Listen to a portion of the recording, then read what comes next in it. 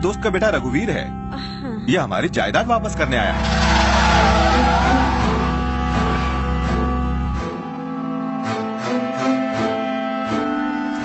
बेटा इंदु, जब यहाँ का गेस्ट हाउस इतना बड़ा है तो राजस्थान में हमारा महल कितना बड़ा होगा।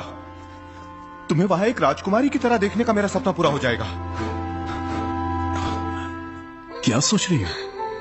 मुझे उस जायदाद की बिल्कुल फिक्र नहीं है, क्योंकि डैडी के चेहरे पर जो खुशी है वो मेरे लिए किसी जायदाद से कम नहीं। Thank you very much. It's okay. Uncle, हाँ तो देर किस बात की, चलो महल चलते हैं। इतनी जल्दी? एक हफ्ते बाद चलते हैं। अभी मेरा कुछ इम्पोर्टेंट काम बाकी है। कैसा काम? एग्जाम्स तो फिनिश होने दीजिए। ठीक है।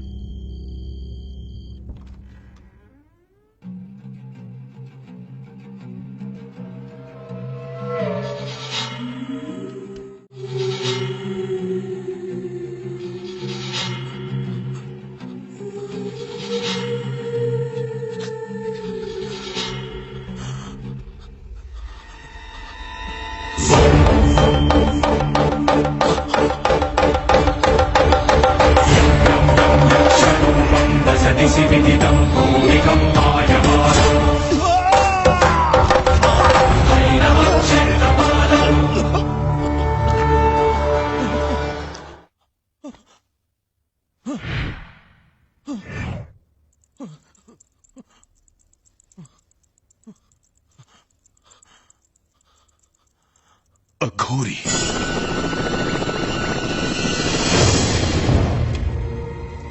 उसके लिए पागल हूं मैं, पर अभी तक उसे छू भी नहीं पाया। जैसे ही उसके करीब जाने की कोशिश करता हूं लगता है किसी ने गर्दन उड़ा दी है। कैसा डर है ये मेरा। जी करता है इन्हीं हाथों से उसका गला काट दूं। दिल में उसके लिए नफरत की आग। वो कौन है जो हमारे बीच में दीवार है, उसका उत्तर चाहिए अघोरा। ऐसी कोई बात नहीं जिसका उत्तर अघोरा के पास ना हो रघुवीर।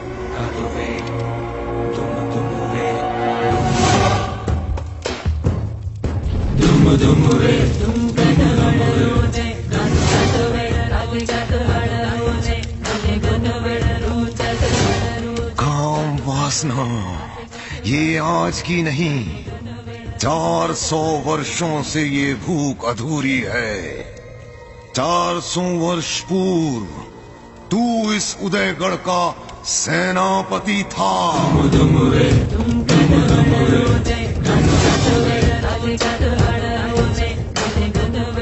ये है तेरे पूर्व जन्म की कहानी। 400 साल बाद फिर से किसी का जन्म हुआ है।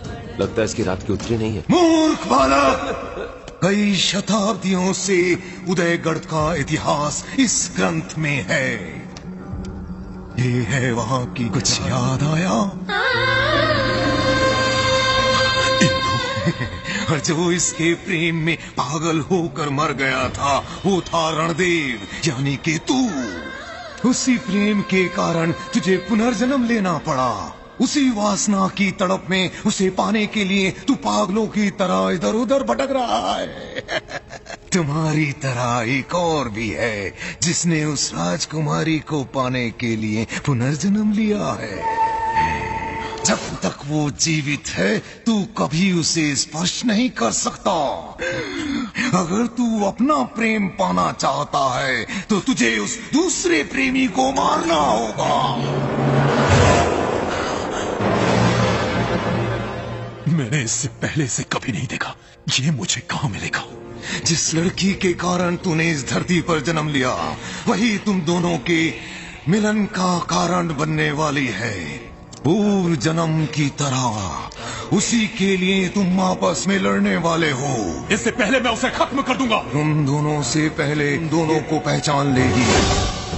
जब तुम दोनों आमने सामने आओगे पशु और पक्षियों में हलचल मच जाएगी। वो सूर्य का गोला भस्म होकर काला पड़ जाएगा और जो ज्वालामुखी की तरह उसका लावा बनकर बाहर आएगा वही होगा भैरव।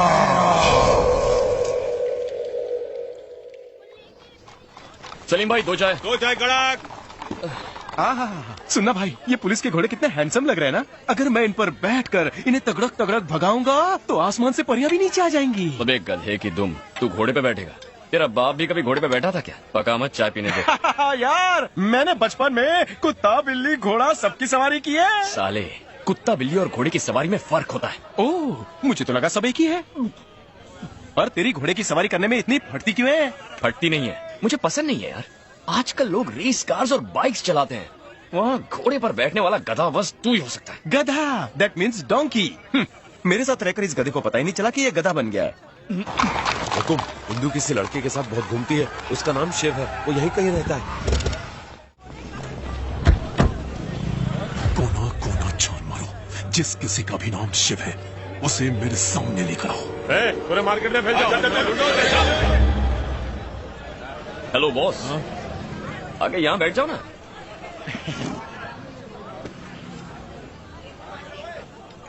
ए, नाम क्या है तेरा? Big B. कौन सी नाटक कंपनी से आया तू? अबे तुझसे पूछ रहा हूँ, कौन सी ड्रामा कंपनी से? रामलीला करके आया है क्या? कलरफुल शेरवानी, पगड़ी, लॉकेट, पर दिखता बीच का है तू। सूट नहीं कर रहा यार। वैसे इस गेटअप में नौकरी पक्की है तेरी? पर डे 1000 फिक्स होगा इसका। 5 स्टार होटल में दरबान की नौकरी के लिए अप्लाई कर दे, जॉब लग जाएगी।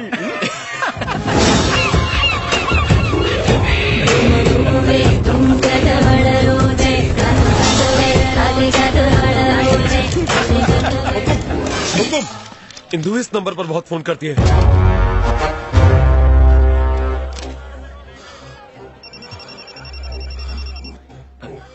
अननोन, हेलो, ऑफर है, एक पे एक सिम फ्री, एसटीडी 10 पैसे में।